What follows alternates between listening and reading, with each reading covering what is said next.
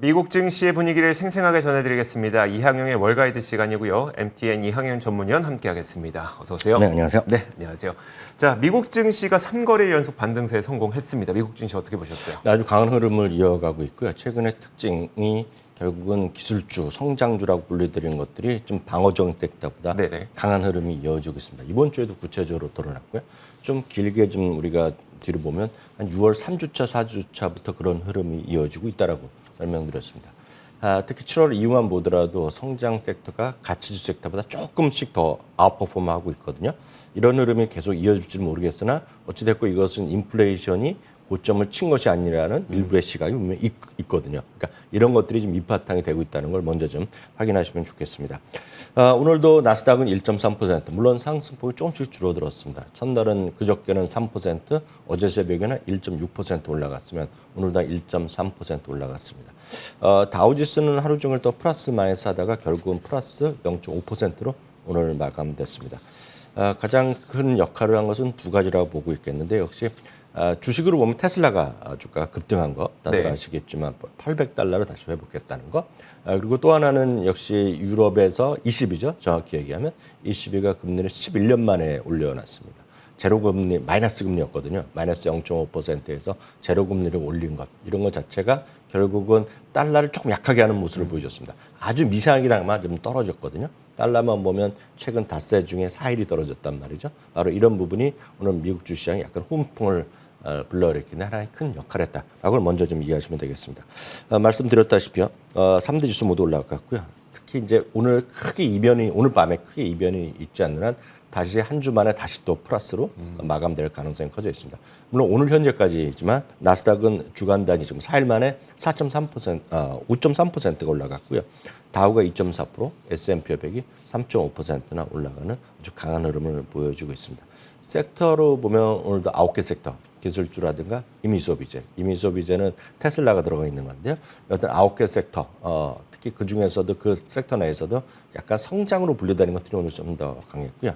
에너지나 커뮤니케이션 서비스가 2개 섹터가 하락했습니다. 커뮤니케이션에서는 AT&T가 주가가 많이 하락한 것이 오늘 큰 요인이다라고 이해하시면 되겠고요. 섹터별로 말씀드렸다시피 대부분의 섹터 오늘 상승했습니다. 유가는 전체적으로 좀 하락하는 모습 좀 보여주었습니다. 유가도 최근에 보면 조금 약한 모습을 보이고 있죠. 미국의 10년물 금리도 이제 급락하는 모습을 보여줬기 때문에 주가에 훈풍을 불어일으켰고요.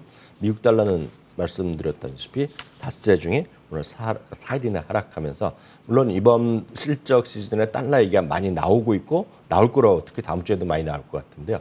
여튼 그럼에도 불구하고 지금 최근에 닷새 중에서 좀 약한 거, 고점을 친 것이 아니라 일부의 또 시각입니다. 이것도 장기전은 워낙 모르겠지만 이 정도가 지금 시장에서 이번 주에 주가에 강한 어떤 반등의 기염이었다. 그러니까 가장 크게 기여했고요. 바로 이런 것들 때문에 달러가 지금도 높기 때문에 상당히 더 내려간다 그러면 시장에 더 큰 역할을 할 수 있다는 것은 분명해졌습니다. 네, 알겠습니다.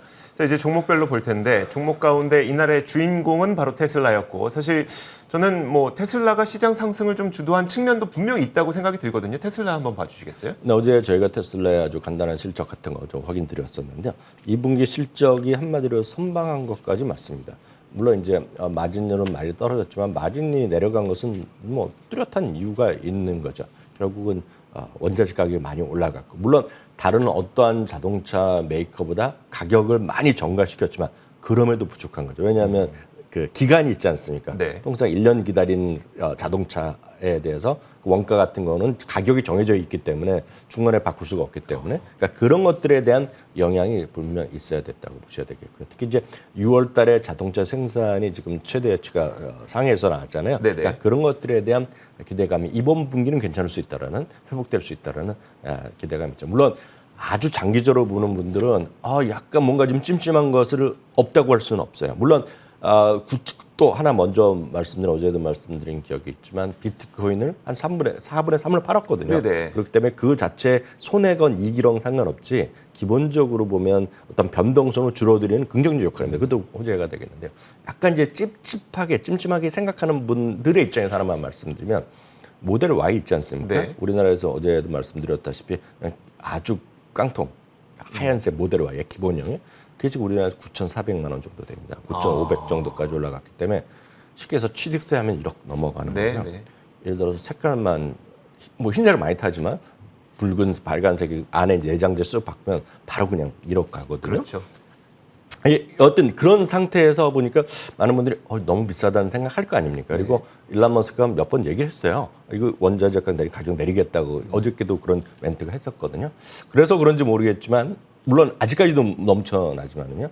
지금 평균적으로 미국에서 테슬라, 우리나라는 뭐 정확히 모르겠습니다만 미국에서 모델 Y 지금 대기 기간이 보통 10개월이었습니다.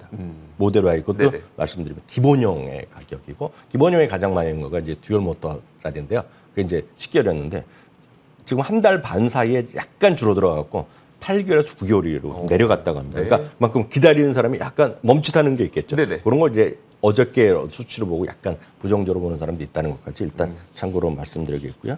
여하튼 월가는 최소 6군데가 투자 의견을 오늘 발표를 했는데요. 뭐 투자 의견 자체를 바꾼 거는 하나도 없겠습니다. 다만 목표 주가는 5곳이 올려놨습니다. 최고는 미주에서 1150에서 1179로 바뀌어놨고요. 한 군데만 900에서 850달러로 내렸기 때문에 목표 주가 좀 올라가는 추세였다라는 정도. 분명히 긍정적인 소식이다라고 알겠습니다. 이해하시면 되겠습니다. 사실 실적 발표가 있은 이후에 그 투자 의견 상향보다도 저는 목표 주가 상향이 되게 네. 좋게 와닿더라고요. 근데 네. 테슬라에서는 일단 5곳에서 목표 주가 상향이 있었다는 점 확인했습니다. 자, 그 외에도 다른 실적을 내놨던 기업들이라든지 어떤 특징도 있었을까요? 네, 맞습니다. 오늘 참고로 오늘 목요일 시간으로 보면 목요일날 새벽 아침 장전까지 보면 18%의 기업이 실적을 발표했고요. 71%가 기대 이상의 실적을 발표했기 때문에 의외로 괜찮던 듯하면 지금까지 나온 거로 보면 괜찮을 수 있죠. 물론 다음 주에 이제 빅테크가 나오면서 일단 큰 고비를 넘길 텐데 어떤 지금까지 나온 실적은 괜찮았다라는 것이 일반적인 시각이 되었습니다. 오늘 실적 관련해서 미리 오전에 발표한 것 몇 개 말씀드리면 AT&T가 오늘 7.6%나 급락을 했습니다. 실적은 괜찮았지만 연간 순현금 흐름이 하향 조정했거든요. 하여튼 이런 리세션 시기에 아직 안 들어왔지만 리세션에 우려되고 어려운 시장에 좀 힘든 시장에 들어가면 가장 크게 많이 보는 것 중에 하나가 순현금 흐름이거든요. 네. 그러니까 순현금 흐름에 전망치 자체는 하향한 것 자체가 오늘 악재였겠고요. 유나이트 항공은 실적 자체 약간 기대 이하가 좀 나왔습니다. 그러면서 오늘 10%가 떨어지면서 여타 항공주를 다 떨어뜨렸습니다. 반면에 뭐 아메리칸 항공 같은 것도 실적을 생각보다 좋게 나왔고 네네. 약간 엇갈렸다라고 보셔야 되겠지만 최근에 워낙 반등했기 때문에 오늘 또 하락했고요. 카니발 같은 경우에도 똑같은 흐름 보여줬는데요. 카니발은 일부에서 상당히 어렵다는 얘기 많이 들으셨을 것 같은데요. 10억 달러 증자를 한다고 얘기했거든요. 그러니까 주가는 떨어졌고요. 뉴코는 아시다시피 최대 철강사 중에 하나인데요. 깜짝 실적을 발표하면서 주가가 급등하는 모습. 스냅챗으로 알려진 스냅이요. 이번에도 오늘 장 마감 직전에 나왔는데 마감 후에 실적을 발표했는데요. 기대 이하의 실적을 발표했습니다. 주당 손실, 뭐 규모는 작죠. 그렇지만 1센트 손실을 예상했는데 2배가 넘는 2센트를 발표했고요. 실제로 매출은 11.4억이 예상됐는데 11.1억이었고요. 더 큰 거는 이번에 그 가이던스를 발표를 아예 안 해버렸어요. 그러니까 그런 것들이 오늘 주가의 좀 하락 요인이었고요.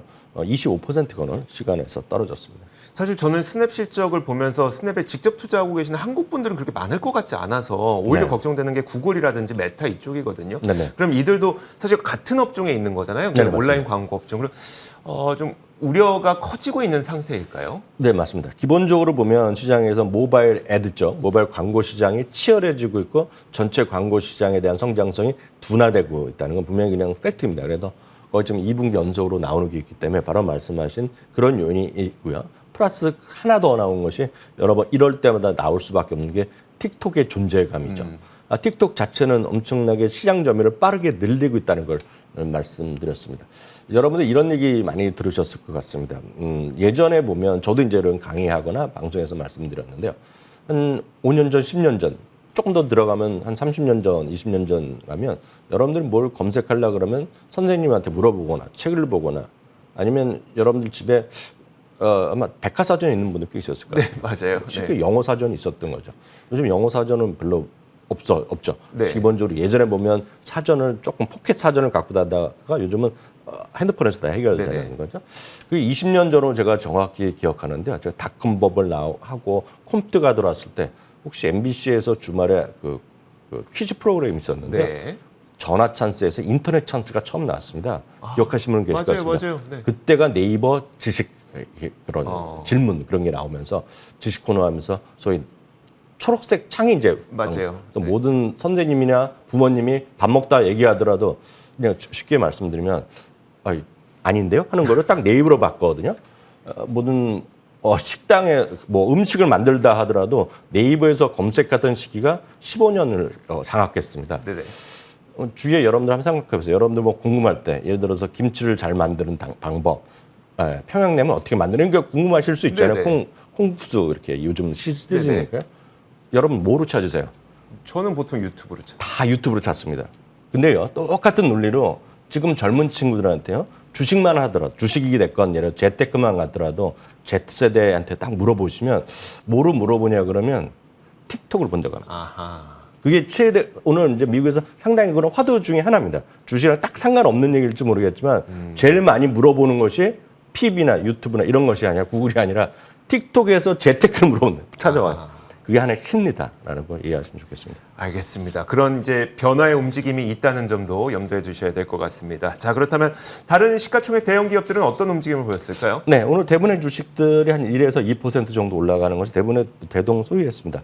애플이 한 1.5%, 마이크로소프트도 1% 올라갔고요. 아마존도 마찬가지입니다. 1.5%였기 때문에 대부분의 시장의 흐름과 맥을 같이 했다. 오늘 나스닥이 1.4% 정도 올랐잖아요. 네네. 딱 그런 정도 흐름에 시가총액 상위 주식들이 같이 뭉쳤고요. 엔비디아도 거기에 마찬가지가 되겠습니다. 비자 같은 경우는 한 1.3% 올라갔는데요. 최근에 대형주 중에서요. 아마 시장에서 어떤 그림도 같이 어떤 안정되는 흐름에서 가장 먼저 올라간 것 중에 하나가 애플이 되겠고요. 최근에 어떤 소비에 대해서 논란이 많이 있습니다. 제가 다음 주에 한번 다시 말씀드렸지만 소비가 상당히 지금 원활하게 잘 되고 있다는 얘기를 뱅크 오브 아메리카도 했거든요. 분야별로도 딱 차이가 나는데요. 결국 비자나 이런 것들, 마스터 이런 것들이 다시 좀 올해 상대적으로 덜 빠졌거든요. 이런 것들이 최근에 좀 움직임이 있다고 보셔야 되겠고요. 어떤 벅시에스 같은 경우에도 최근 들어서 저는 실적 시즌에 가장 큰 관심이 벅시에스입니다. 기본적으로 보면 벅시에스가 실적을 발표하면서 자사주를 얼마나 샀는지. 저는 자사주는 엄청 많이 샀을 거라고 추정을 하고 있고 벅시에스가 애플도 많이 샀을 거라고 보고 있거든요. 그러니까 그분이 했던 얘기들이 있습니다. 사고 싶었는데 못 샀다. 버크시에스에도 마찬가지. 애플을 진짜 사고 싶었는데 못 샀던 가격이 $230 수준이었거든요. 저는 이 상태에서 많이 샀을 거라 보기 때문에 하여튼 이런 것들을 좀 보시면 좋겠습니다. 알겠습니다. 자, 이렇게 지난 밤 사이 미국 시장에서 어떤 일들이 있었는지 싹 정리해드렸습니다. 이항영의 월가이드 시간이었고요. MTN 이항영 전문위원과 함께 이야기 나눠봤습니다. 고맙습니다. 자, 저희 굿모닝 글로벌 준비한 소식 여기까지고요. 여러분들 주말 잘 보내시고 저희는 다음 주 월요일에 찾아오겠습니다. 저희 굿모닝 글로벌의 공식 유튜브 채널인 월가워즈도 유튜브 검색창에 검색 많이 해주시고 좋아요, 구독도 많이 눌러주세요. 오늘 여기까지 하겠습니다. 함께해 주신 여러분 고맙습니다.